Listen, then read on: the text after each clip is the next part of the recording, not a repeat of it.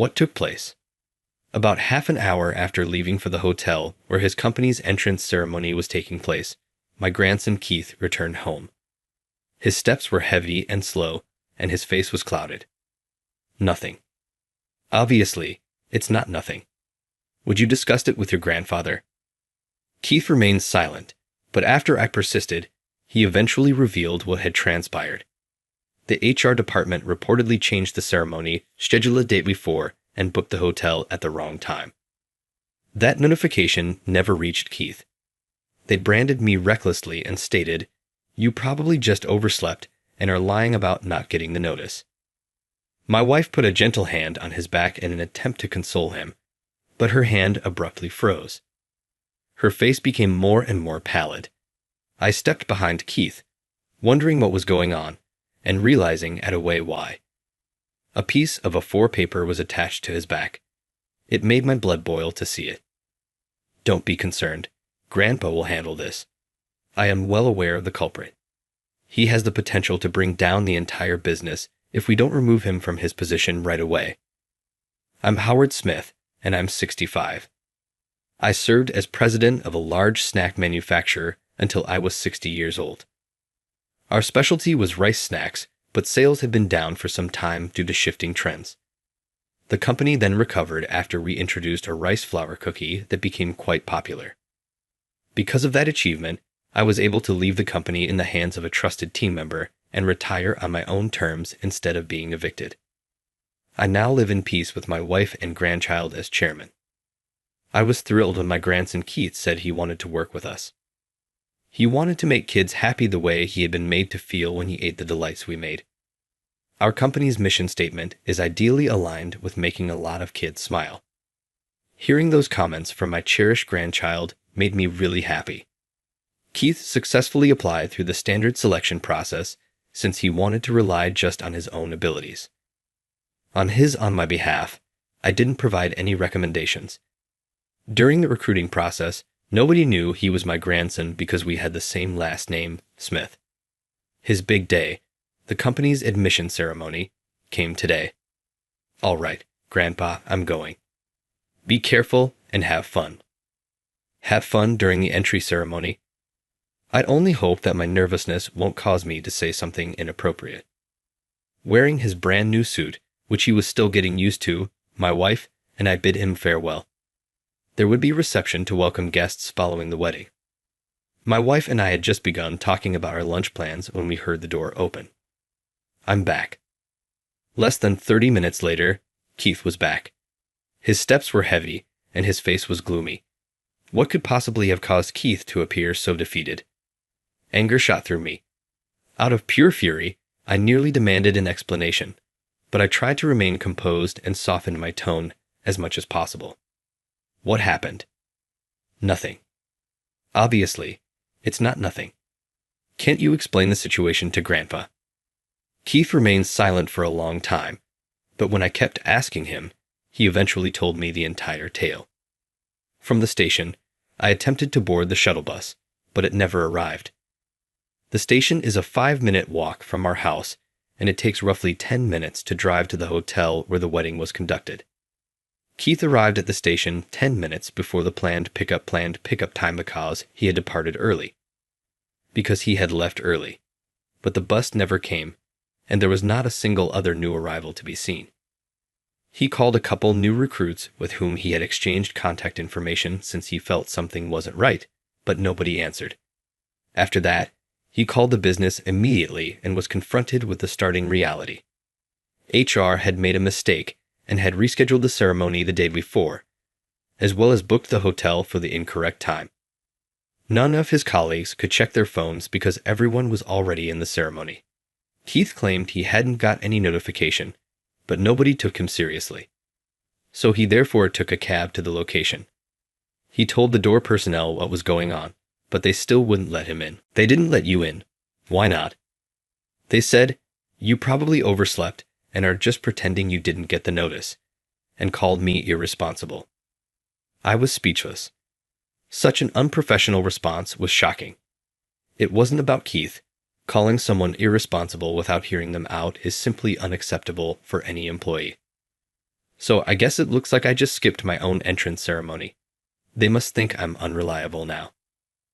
My wife gently placed a hand on his back to comfort him, but then her hand suddenly stopped.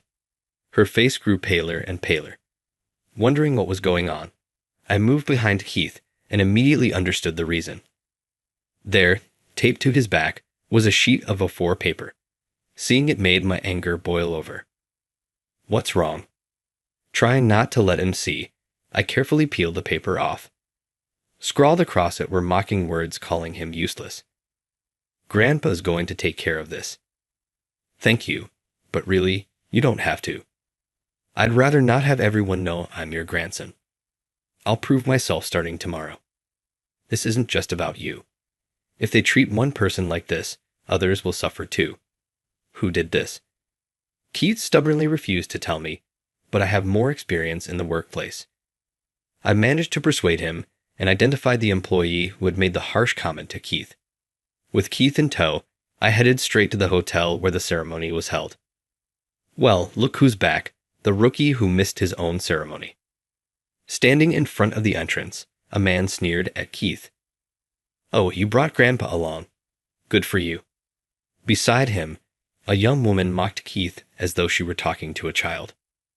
Long time no see, Kevin. However, the moment I said that, the expression on Kevin's face, the head of human resources, froze. Why are you here? Kevin had always been problematic. He had excellent sales figures, but was notorious for his arrogance toward junior employees while constantly flattering his superiors. When I was CEO, no amount of pressure from other executives could make me let him lead a team. But after I retired, it seemed they'd promoted him. When I first heard his name and title from Keith, I was genuinely stunned. The woman beside him must have joined the company after I stepped down. She was whispering, "Who is this?" Clearly unaware of who I was. This young man is my grandson. Kevin, you'll let us in, won't you? Of course, I'll escort you both inside immediately. Kevin snapped to attention as if saluting and directed the young woman to guide Keith inside. So you were the one who sent Keith home, weren't you? My deepest apologies. I thought I had notified everyone, so I assumed he was just making excuses for being late. Even if it were an excuse, it's unacceptable to call a new employee irresponsible. On top of that, you're the head of HR. I'll be conducting an internal review, and disciplinary action may follow. Kevin's face went blank at my stern words. Sir, I don't always act this way. It's just that, well, my son was joining the company today, and I got carried away. Maybe a little overconfident. Oh, is that so? You don't want disciplinary action with your son joining, I take it. I placed my hands on his shoulders. Now tell me, who's that woman? From the handwriting on the paper taped to Keith's back, it seemed likely she was responsible. Judging by her behavior, I had little doubt it was her doing. She's my subordinate, Madison. And what's your relationship with her? Sweat began to pour down Kevin's face. Relationship? I'm not sure what you mean. Not a professional one. Clearly. How about it? You don't have to tell me, but if you don't, I'll have no choice but to start a formal investigation. Kevin finally gave in and confessed that he was involved in an adult relationship with her. So you've been divorced in the past 5 years then? Well, not exactly. It's more of an in-between status. In between. Which is it? At my insistence, Kevin admitted that he was still on good terms with his wife and had never even considered divorce despite seeing Madison on the side.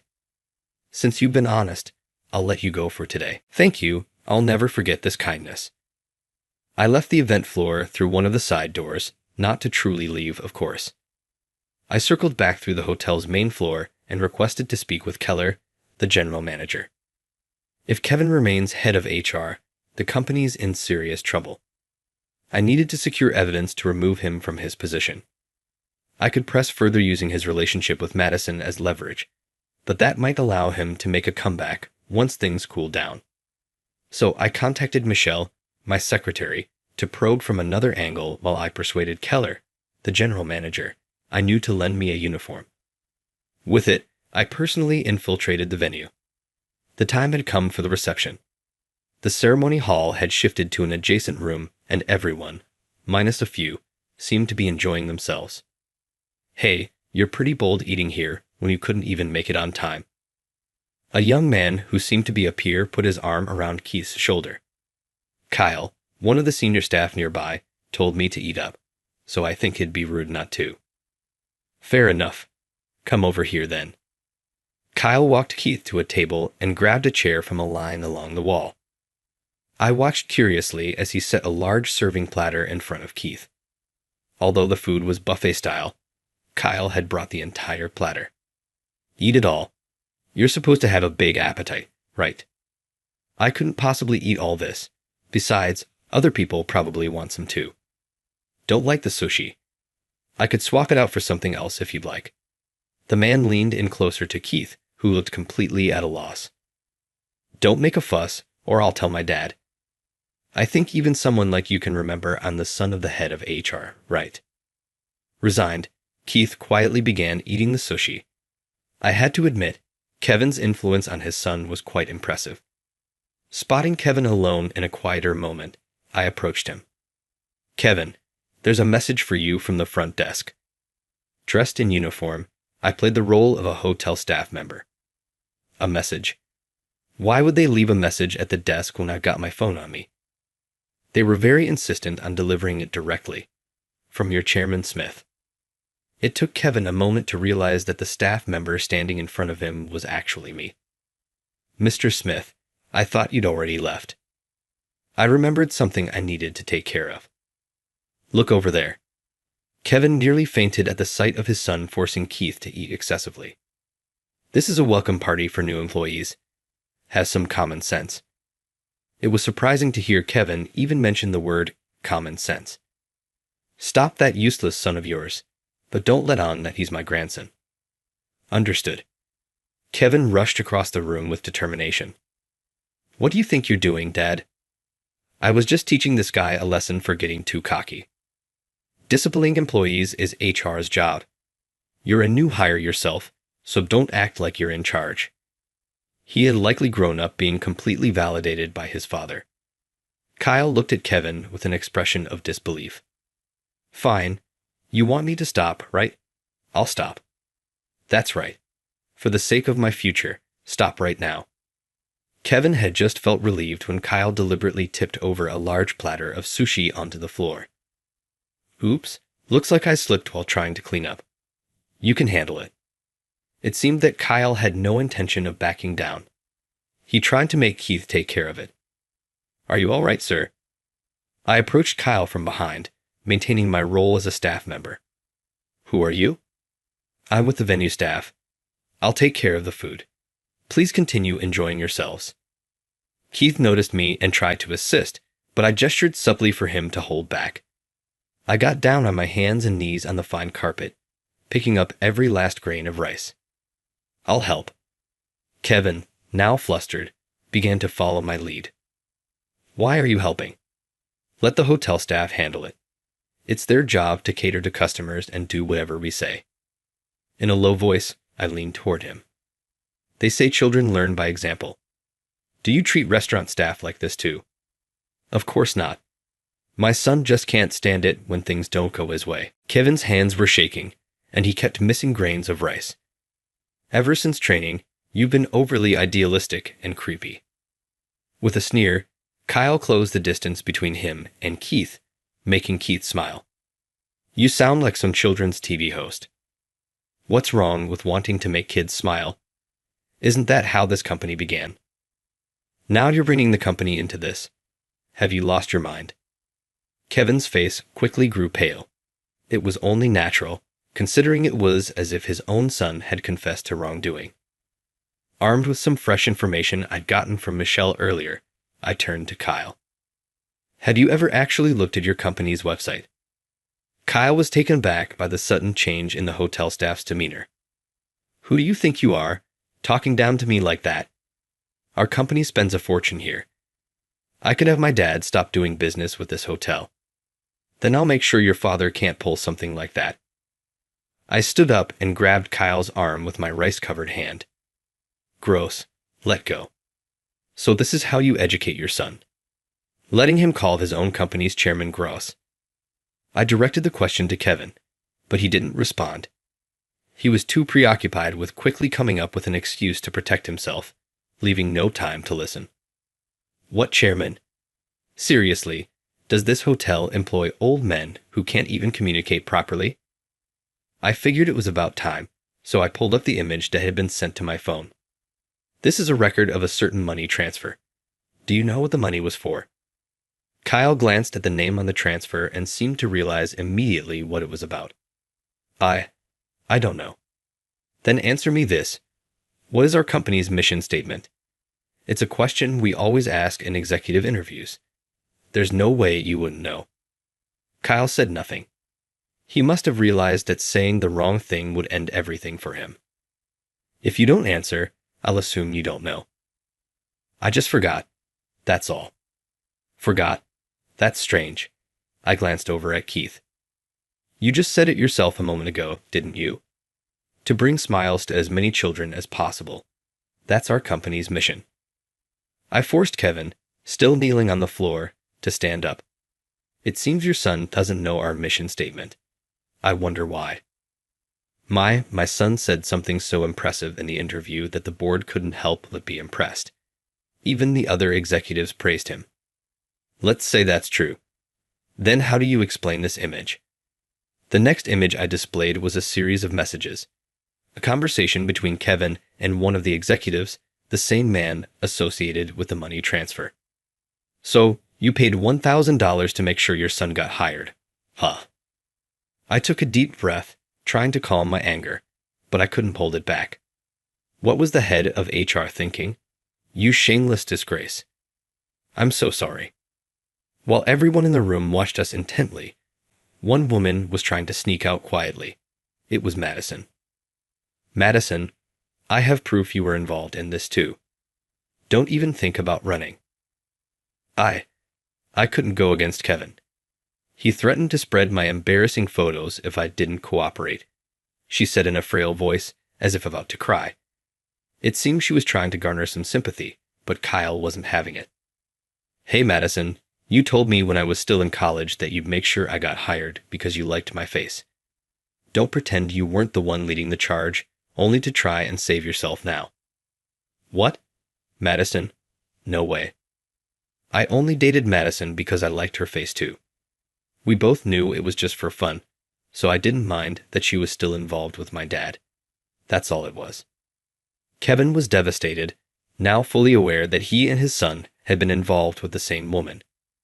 You remember that photo from my coming-of-age ceremony that you showed Madison? Turns out she liked it so much that she even waited for me at the university. I wish you hadn't shown it to her. This was beyond unbearable. I'll leave the three of you to deal with this yourselves.